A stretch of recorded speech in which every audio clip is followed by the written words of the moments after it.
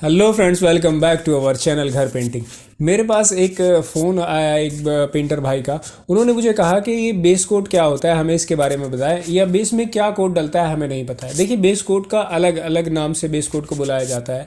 हम लोग base coat बोलते हैं, कंपनी भी बेस कोट बोल देती है। कुछ टेक्निकल पर्सन होते हैं जो पेंटर, हमारे जैसे हमारे यहाँ पर कुछ टेक्निकल पेंटर हैं, वो उसको नंबर से बुलाते हैं। तो नंबर से क्या होता है कि ईजीली समझना, अंडरस्टैंड करना आसान होता है कि किस प्रोडक्ट का कौन सा बेस कोट है। क्योंकि पॉलिस्टर का अलग बेस कोट हो सकता है और क्लियर का अलग बेस कोट हो सकता है और पिगमेंट का अलग बेस कोड हो सकता है। तो अलग अलग नाम से बुलाते हैं। तो उसमें आपको जाने की ज़रूरत नहीं है, वो आपको कंफ्यूज कर देगा।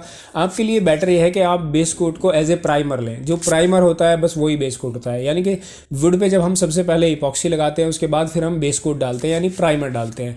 मैं आपको दिखाता हूँ कि प्राइमर देखने में कैसे होता है। जो मैं दिखा रहा हूँ ये आपको, ये आइका कंपनी का है। आपको अगर किसी और कंपनी का लेना है तो आप वो भी ले सकते हैं, वो भी अलग नाम से अलग कोड से आएगा। लेकिन आपको बस याद ये रखना है कि जो बेस कोट होता है वो प्राइमर होता है। यानी कि जो वुड होती है जिसके ऊपर आपको काम करना है, उस पर आपने इपॉक्सी लगा के जो कोट डालेंगे, वो चाहे कोई भी कोट हो, उसको हम प्राइमर ही बोलते हैं या बेस कोट ही बोलते हैं।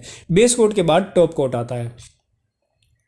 जनरली बेस कोट के 2 कोट लगते हैं ज़्यादातर, और टॉप कोट के भी 2 कोट लगते हैं, फिर हमारी फिनिशिंग आ जाती है। तो जो बेस कोट है वो होता है बेसिकली जो नसें हैं उसकी वुड की, उसको भरने के लिए होता है, ताकि स्मूथ सरफेस, जैसे हम एमडीएफ पे करते हैं, एमडीएफ पहले से स्मूथ होता है, उसके ऊपर फिर हम इपॉक्सी लगा देते हैं तो वो और स्मूथ हो जाता है। लेकिन जब हम बेस कोट डालते हैं तो उसका सरफेस बड़ा स्मूथ, चिकना और इक्वल हो जाता है। उसके बाद फिर हमें ज़्यादा मजीद उसके ऊपर मेहनत करने की ज़रूरत नहीं पड़ती। अगर हम बेस नहीं डालेंगे तो इपॉक्सी के बाद ही कोट डाल देंगे तो एक तो हमें टॉप कोट बहुत ज़्यादा डालने पड़ेंगे, दूसरा क्योंकि जो मटेरियल डालेंगे बहुत हद तक वो जो लकड़ी है उसको अब्जॉर्ब कर लेगी और उसमें एक परत नहीं बनेगी। तो जो एक लेयर तो हमारी इपॉक्सी से बन जाती है, दूसरी हमारी बनती है सरफेसर भी बोलते हैं बेस कोट को। तो बेस कोट से हमारी वो बनती है, तभी हम 2 कोट डालते हैं।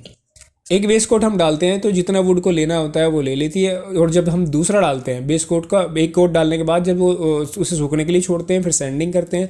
सैंडिंग करने के बाद हम दूसरा कोट डालते हैं। तो जब वो दूसरा कोट डालते हैं तो उसकी जो वुड का सरफेस है वो प्रॉपर इस लायक इतना अच्छा हो जाता है कि हम उसके ऊपर टॉप कोट डाल सकें।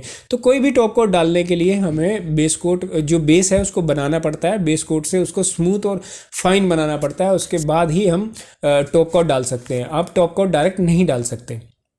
ये जो आप वीडियो में आपने देखा है ये बेस कोट है, ये आइका कंपनी का है। आप किसी और कंपनी का लेना चाहें तो वो भी आप ले सकते हैं।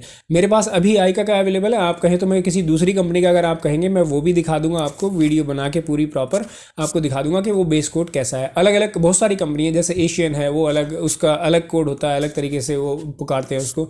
लेकिन और सिरका है, सिरका का अलग होता है, एशियन का अलग होता है, आइका का अलग होता है, निपॉन का अलग होता है। बहुत सारी कंपनीज हैं पॉलिस्टर में, बर्जर भी बहुत सारी कंपनी बनाती हैं। तो जो कंपनी बनाती है उनका सबका बुलाने का उसको एक अलग अलग तरीका हो सकता है, लेकिन चीज़ एक ही है कि वो बेस को स्मूथ और अच्छा बनाती है, फाइन बनाती है, लग्जरी बनाती है, ताकि हम उसके ऊपर टॉप कोट अप्लाई कर सकें। इसको हम बेस कोट बोलते हैं, या सरफेसर बोलते हैं, या प्राइमर बोलते हैं।